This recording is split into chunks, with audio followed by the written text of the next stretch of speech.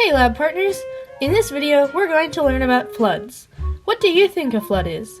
You might think of it as a large amount of water that flows into places where it's not supposed to be. That's pretty close, but we can get a lot more specific. So today, we're going to polish up that definition of yours so you have a better understanding of floods, the dangers that come with them, how scientists track them, and more. First, let's look at exactly what a flood is. A flood is a natural disaster where water overflows into places where it should not normally be. There are several types of floods. Most floods are riverine floods, which occur when rivers or streams overflow. This can be caused by tons of different things, such as ice melting too quickly, large amounts of precipitation, or other things that cause there to be so much water that the body cannot hold it anymore, so it runs over the banks and onto land. Riverine floods most affect the floodplain. A floodplain is the area surrounding a river or stream. Floodplains are especially vulnerable to floods because they're so low and close to the water that they're flooded pretty often. Another type of flood is known as a coastal flood. Coastal flooding occurs when a tsunami or storm forces seawater onto land. The power of a tsunami, storm, hurricane, or natural disaster can push so much water onto coastal lands that it just kind of stays there because it has nowhere to go, or because the elevation of the land is too high for it to fall back into the ocean. The third type of flood that we'll learn about is called a flash flood. Flash floods are floods that occur very quickly with little or no warning. These can be very dangerous because people have almost no time to prepare or get somewhere safe. They're often caused by huge amounts of precipitation that just dump water and it has nowhere to go. Floods can also be classified based on their likelihood. The rarest and most destructive of floods are called 100-year floods. There's only about a 1% chance that a 100-year flood will occur. Other more common and less powerful floods include 10-year floods and 50-year floods. Surprisingly, floods do not have to be made of water. There are tons of examples throughout history when a flood occurred that was not made of water.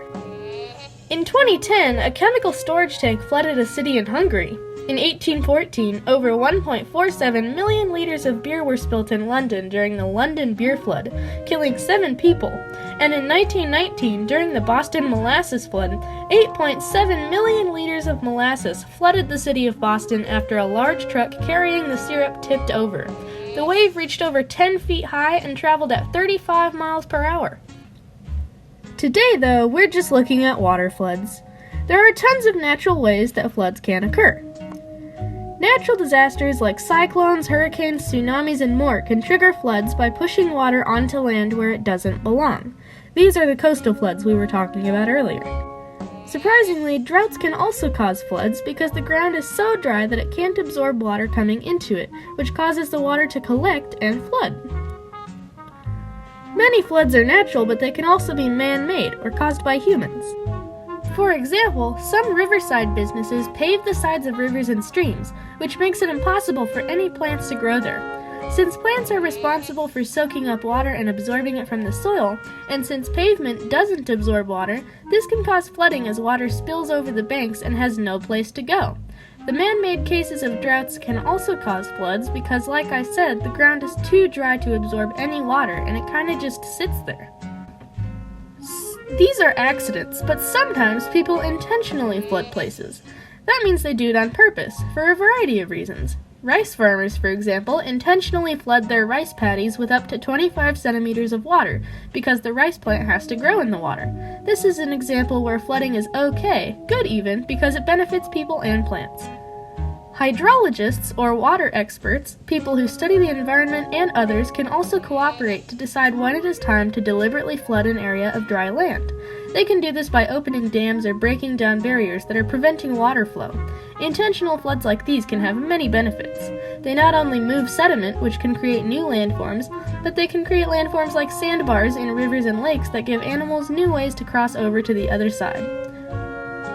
These are examples of how we might use an intentional flood to benefit ourselves and others, but they can also be used strategically and for less good. In 1937, for example, the Chinese were at war, so a general ordered them to destroy a dike that was holding back water from their enemies, causing 800,000 people to drown. Drowning is just one danger that floods pose. Floods can cause electrocution if someone walks or wades into water with a current running through it. They cause severe damage to homes, buildings, and the landscape, leaving people and animals without places to live. Features of the landscape that once existed can be gone and take a long time to recover if floodwaters are strong enough to move around sediment. Large numbers of plants can be swept away by the power of the water, and floodwater can fill in areas that are lower than the rest of the land, forming new bodies of water. People, animals, cars, and more can be quickly swept away by floods. Just half a foot of fast-moving water can knock over a full-grown adult. A foot of water is enough to sweep away a car, and 2 feet of water can carry away almost any vehicle, including buses, semis, large cars, and more. The floodwater, depending on where it comes from, can also be contaminated with many germs and pathogens, which can cause animals and people in contact with it to become very ill.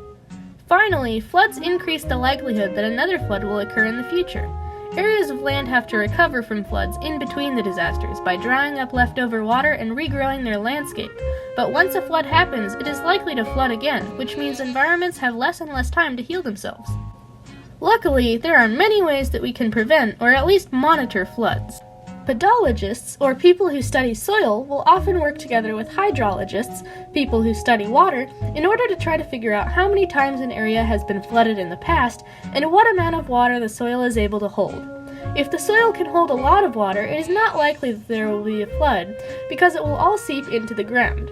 If the soil cannot hold lots of water, however, then the water will likely collect and could have consequences. Because runoff from streams, melting snow, or human disposal of liquids can cause floods, it's important to track. Runoff is made up of liquid that the soil could not absorb, so the amount of runoff in an area can tell scientists what amount of water is too much for the land to handle. This also leads hydrologists to study snowmelt and the amount of snow that an area is getting. If the snow melts too fast to be absorbed or there is too much to be absorbed, it becomes runoff that scientists can track and use to estimate future flood likelihood. There are also some tools that can be used to predict and monitor floods.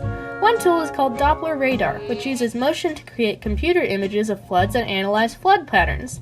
Scientists can also place measuring tools in streams and rivers to track changes in water level, current speeds, temperatures, and more. These measurements can be put into GIS, which is short for Geographic Information System. The GIS then creates detailed maps to help scientists monitor and predict where floods could likely occur next. There are also a few ways that we can prevent floods in the first place. Some large rivers are surrounded by levees, which are piles of rocks, dirt, plastic, metal, or other materials on the banks of a river that help stop it from causing floods if the water begins to overflow. Runoff canals can be made in order to redirect water that would otherwise flood areas. In the case that floodwaters appear, runoff canals can be made to move the water away from places with homes and buildings and towards areas where it is more useful, like bigger bodies of water or farming areas. The oldest runoff canals were made in 200 BC, and we still use them today because they're so useful.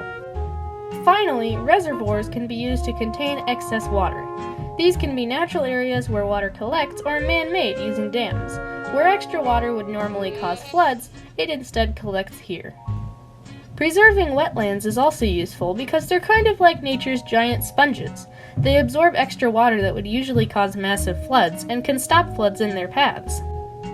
Today we learned what a flood is, what types of floods there are, what floods can be made of, where they're most likely to occur, how we can track and prevent them, and more. Now go, with your newfound knowledge of floods, and remember, science is cool.